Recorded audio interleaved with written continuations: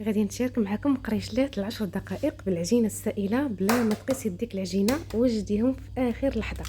عندي في هذا البول بيضه واحده، من الافضل تكون بيضه كبيره. عندي ساشي ديال سكر فاني، قبيصه ديال الملحه، كاس معامش ديال سكر سنيده، سكر حبيبات. غادي ندمج ديك البيضه مع السنيده مزيان، غادي نخلطها مزيان حتى ديك السنيده كتذوب نوعا ما. صدقوني هاد القريشلات هادو كيجيو رائعين في المذاق ديالهم، والاهم انهم كيوجدوا بالزربه كيوجدوا ساهلين في الخدمه ديالتهم. وعندي هنايا كاس ديال الحليب، كاس الا ربع، اولا تقدروا ديروا كاس ديال الحليب عامر.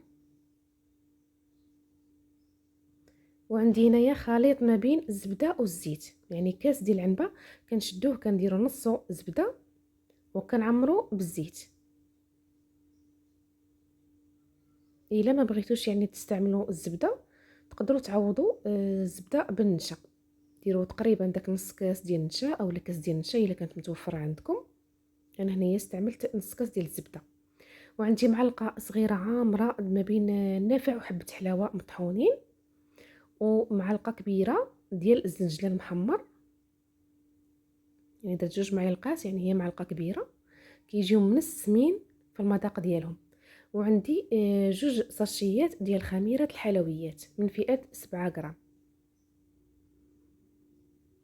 وكنخلط.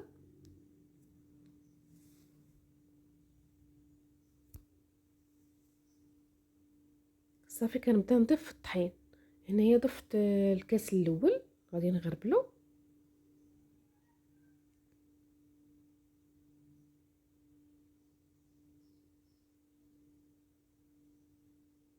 غادي نخلط وغادي نضيف الكاس الثاني.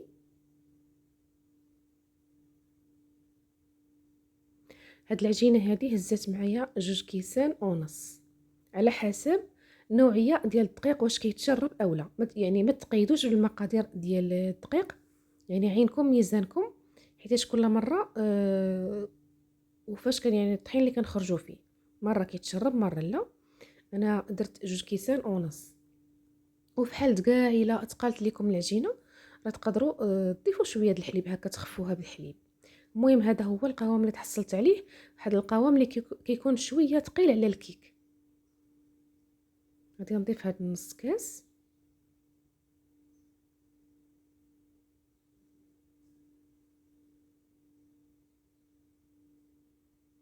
وانتم كتشاهدوا اخواني اخواتي، ما فيها باس الا درتوا داك اللايك، جزاكم الله كل خير، غير باش تقترح على ناس اخرين.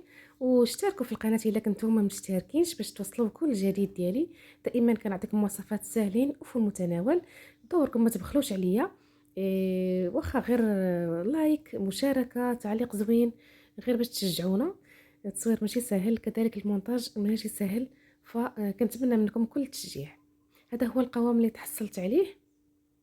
غادي ناخذ واحد البوش عادي داك ديال درهم، وغادي نفرغ فيه هذا الخليط هذا. كيف ما كتلاحظوا معايا القوام ديال الخليط راه ثقيل شويه. صافي، وكنجيب اللاطه ديالتي كنفرش ليها ورق الطبخ، ضروري كتفرشوا ورق الطبخ. وكنبدا نديرها كنقيطات غير صغارين بهذا الشكل هذا. البوش راه ما فيه لا بوق لا والو، عادي كتقطعوا شويه من الفم ديالو وكتبداو تشكلوا بهذه الطريقه هذه. وفي هذا الاثناء الفران راه شاعل، وردوا البال راه دغيا كيطيبوا، ما كياخذوش وقت كتير. اش انا قلت لكم راه يعني بالزربه كيوجدوا، بالزربه نقدروا نسميوهم يعني قريشلات 10 دقائق، حيت ساهلين في الخدمه ديالتهم، ما فيهمش يعني وقت اللي كتير. وبلا ما تقيس يديك العجينه ساهلين، والصراحه كيعجبوا الوليدات، انا راه كلاوهم يعني في ساعتهم، عجبوهم بزاف بزاف. صافي من بعد ما ساليتهم غادي نرشهم هكا بزنجلان ابيض اولا الزنجلان العادي اللي كتفضلوا، اولا البافو يعني اللي كيفضلوا وليداتكم اولا اللي كتفضلوا نتوما. صافي كنرش بهذه الطريقه، اولا كترشوا بيديكم، ولا يعني عشوائيا بهذا الشكل هذا. صافي كندخلهم يطيبوا، راه ما كياخذوش وقت كثير في الفران، نردوا معاهم البال، راه دغيا كيطيبوا كيتحمروا. كنحاول هكا نخبط شويه اللاطه باش داك الزنجلان يثبت. هنايا اللاطه الثانيه، راه عمرت 3 ديال اللاطات اللي عمرت. ها نتوما قربت ليكم شويه الكاميرا باش تشوفوا حتى القوام ديال العجينه وحتى الطريقه باش كنخدمهم. راه ما حتلت نعمر هاد الطاوه، حتى الطاوه الاولى راها طابت. ها هي، راه ردوا معاهم البال، ضروري تردوا معاهم البال في الفرن، انا كنأكد لكم.